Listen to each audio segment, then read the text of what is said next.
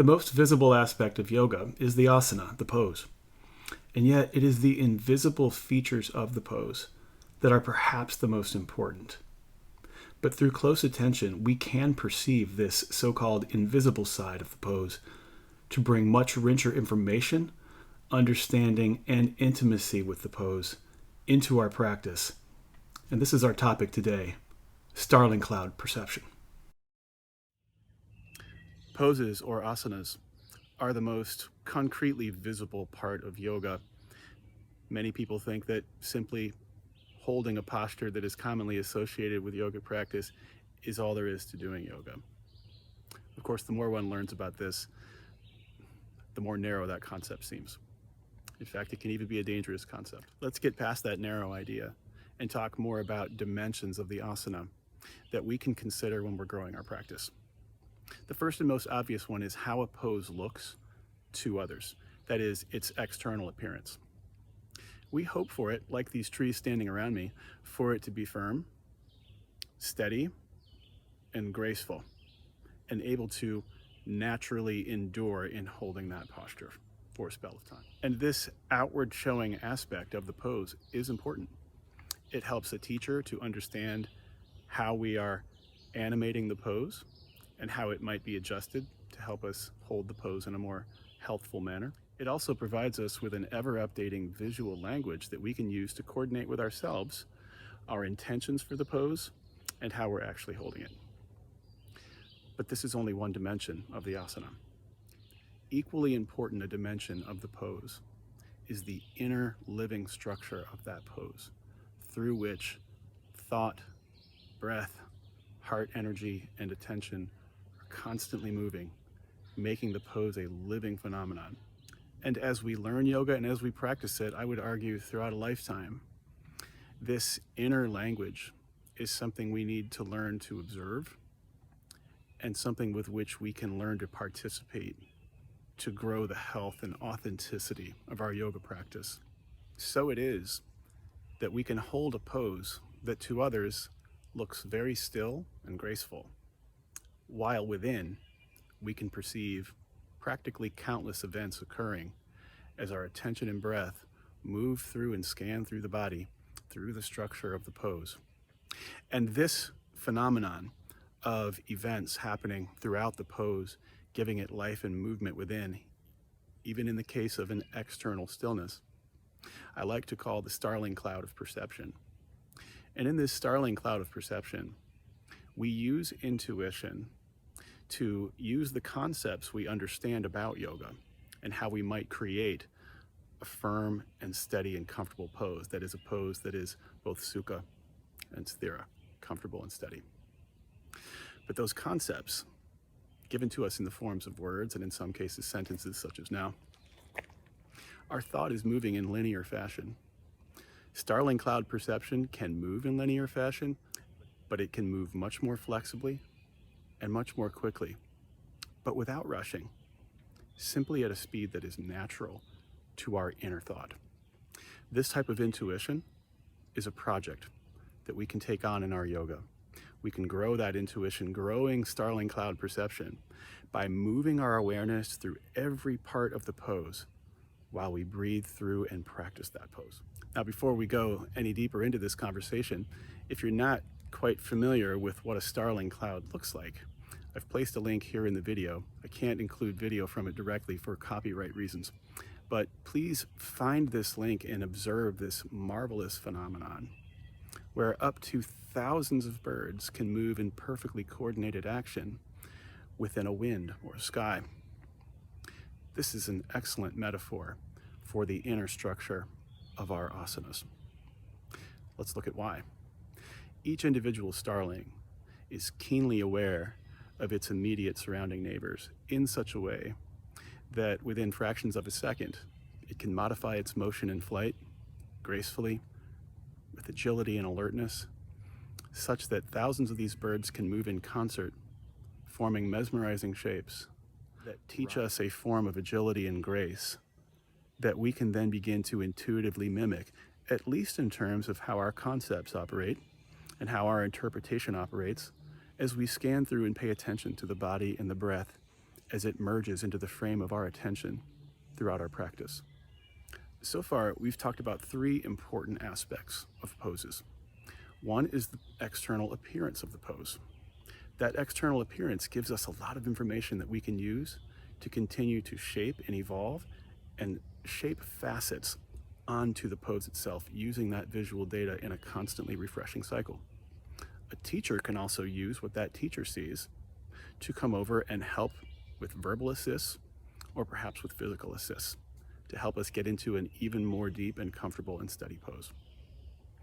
But then there is the internal aspect of the pose, the living inner structure, the inner crystal that's constantly evolving and changing within that pose.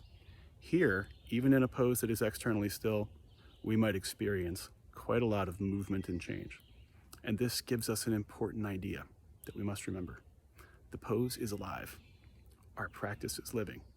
That stillness that we hold externally, it is a vibrating, lively stillness. Let's embrace that idea so that our attention can hover in both of these aspects of the pose simultaneously. The third concept we can use, again, is that concept of our Starling-Cloud Perception, a type of intuition that can become the intuitive language of your yoga, moving much faster than sentences, bringing whole paragraphs of information to your attention in your understanding without the need, but certainly without excluding, linear sentences to help you move through the practice. Making the linear sentence and the well-formed word and your Starling-Cloud Perception available to you through each pose can give you an agility of attention, a broad creativity, and an intimacy that evolves continuously through your pose that can help your practice to prosper.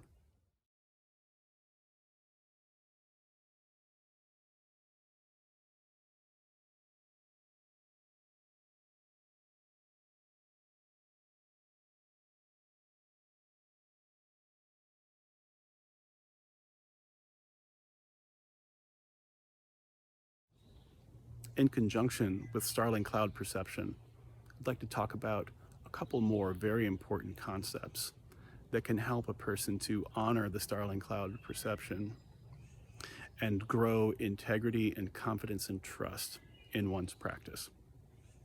And the first concept is that of the inner teacher. Only the one practicing yoga is positioned to witness, participate, and directly shape the encounter of thought and attention, breath, body, emotion, and spirit. The individual who witnesses that is best positioned to make judgments about what needs to happen next. An excellent teacher can be helpful to the practitioner in making the next good move to help grow one's yoga practice in a healthful and sustainable manner. However, sometimes a practitioner can be tempted by a very appealing looking photograph where a pose is modeled for us in a striking way. Or a class is going on around us and things are proceeding at a pace that looks very rhythmic and musical and beautiful and attractive, and yet is different from the pace that the practitioner needs to observe. This inner teacher is a very important voice within, and I think it rises from and draws from that Starling-Cloud Perception that is constantly informing the practitioner of what is occurring in the inner dimension of the pose. Grow your inner teacher. And for teachers watching this video, I would invite you to adopt the idea that our goal as teachers is to awaken and nourish the inner teacher in each practitioner. And a concept I'd like to emphasize in conjunction with that of the inner teacher is one much simpler, very important to observe, and that is the concept of pace. When yoga originated, it originated as an individual or as a paired activity, a teacher and a student. Now, we commonly practice yoga in large groups, and it can be very easy within large groups where a teacher needs to give out a generalized set of suggestions. And when people around one are often practicing at very different levels of experience and who come with different levels of flexibility and strength. It's tempting here to be drawn away from one's inner teacher, from one's inner sense of how yoga needs to proceed in that inner dimension of the pose to mimic what we see. While that can be a source of learning, we can't be drawn away from that dual awareness of what is happening externally and what is occurring within. When we learn to honor our sense of how to pace a practice, then we have taken a deep step in helping our yoga to remain healthy and sustainable and wise. Honoring the pace that you need in order to help your practice flourish, in order to maintain sukha, that's comfort, and sthira, firm steadiness, is a gift that we need to learn to give ourselves again and again as we go through our practice, no matter how experienced we are. Learning how to set down the conceptual map of a yoga practice onto an actual score of time is an art that involves our attention to that particular moment every time, in every occasion we practice. And we need to welcome the idea that this pace might be a little bit different from last time, which is something that can wake us up to the newness and the freshness of each individual experience within a practice.